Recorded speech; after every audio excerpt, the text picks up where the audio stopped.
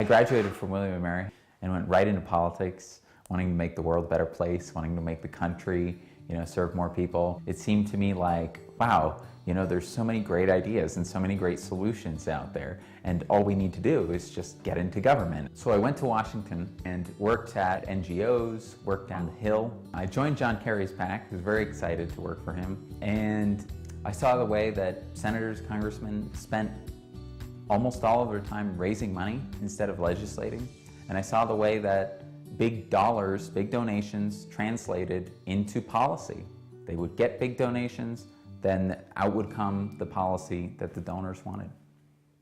I went to work on Terry McAuliffe's gubernatorial campaign in 2013 as Deputy Director of Voter Protection. I worked with Robbie Mook and Bryn Craig and all of the people who were going to go over and manage Hillary's campaign in 2016.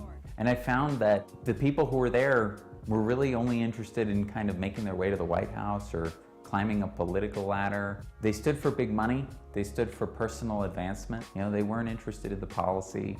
They weren't interested in what was going to be the benefit of working people.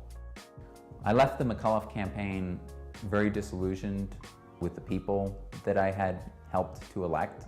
I went into politics because I believed in helping people. I went into politics because I saw that there were so many fantastic ideas that if were just applied, they could make people's lives so much better.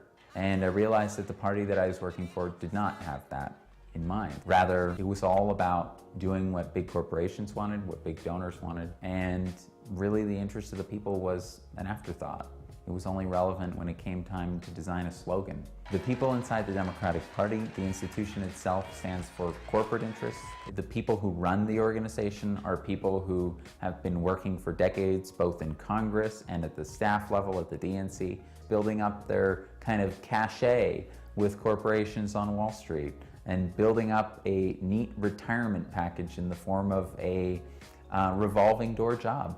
The minute they leave public policy, the minute they leave Congress, they go and they take a job on Wall Street that pays $500,000, $1 million, and they cash out.